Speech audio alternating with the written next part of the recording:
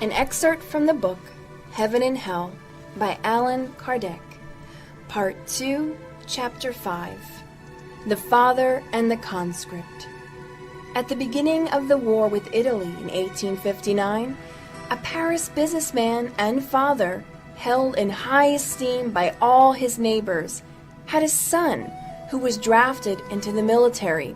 Since he could not exempt his son from the service due to his social position, the idea occurred to him to commit suicide in order to exempt the young man as the sole surviving son of a widow. 1 year later, he was evoked at the Parisian Society at the request of a person who had known him and who wanted to learn about his fate in the spirit world. And so the question was posed to St. Louis before the meeting began. Could you please tell us if it would be possible to evoke the spirit whom we were just talking about? Yes, and he will be very pleased because it will bring him some relief.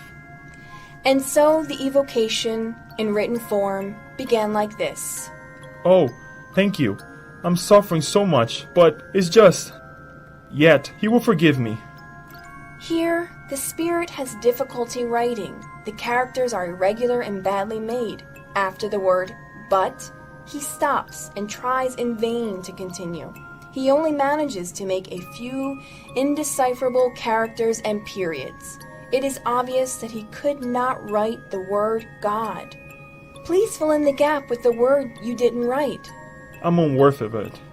You said you were suffering, and there is no doubt that you erred in committing suicide. However, hasn't the reason why you did it brought you any indulgence? The punishment will not be as long, but the act per se was wrong nonetheless. Would you describe your punishment? I'm suffering doubly, in my soul and in my body, even though I'm no longer in the possession of it, like an amputee feels pain in a limb that is no longer there. Did you commit suicide solely to exempt your son, or were there other reasons? I was completely led by paternal love, though wrongly so. In consideration for this, my punishment will be shortened. Do you know when your suffering will end? No, I don't, but I have the assurance it finally will, which is a relief for me. A little while ago, you were unable to write the word God, but we have seen greatly suffering spirits write it. Is this part of your punishment? I will be able to write it after making great efforts to repent. Well then, make such efforts and try to write it. We are sure that if you succeed in doing so, it will bring you relief. And so, the spirit ended up writing the following phrase in crude, irregular, and shaky characters. God is very good. We are grateful that you came in response to our evocation, and we will pray for you, asking God to be merciful towards you. Yes, please, if you would. And so, another question was posed to St. Louis. Would you give us your personal appraisal about the spirit whom we have just evoked?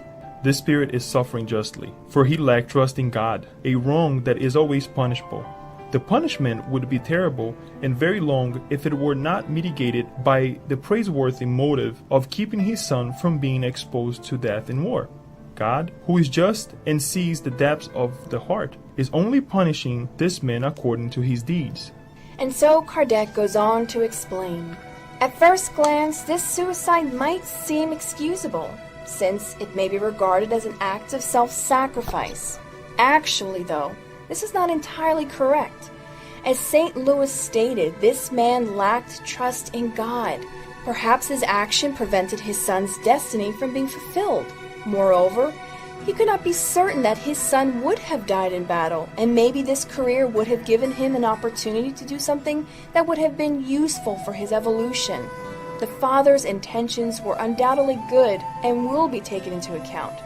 Intention mitigates a bad deed and merits indulgence, but it does not keep evil from being evil nonetheless.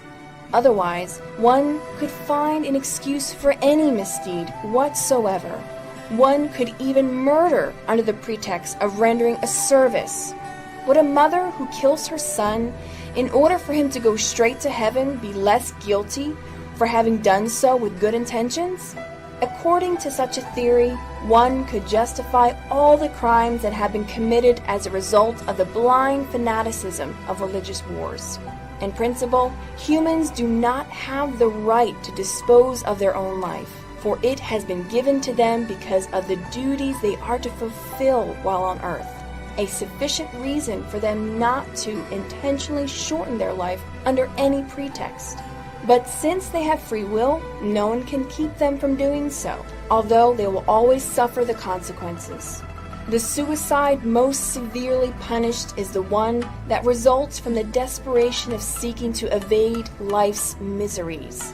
These miseries are the expiations and trials at the same time, and withdrawing from them is to refuse the task one has accepted, and sometimes even the mission one must fulfill. Suicide does not consist solely in the intentional act that produces instant death. Suicide occurs whenever anything is consciously done that will prematurely hasten the extinction of the vital forces. An act is not regarded as suicide when out of self-sacrifice one exposes oneself to death in order to save another person's life. First, because in that case, there is no premeditated intention to withdraw from life. Second, because there is no danger from which Providence will not rescue us if our time has not yet come. Death, under such circumstances, is a meritorious sacrifice because it is a selfless act on behalf of someone else.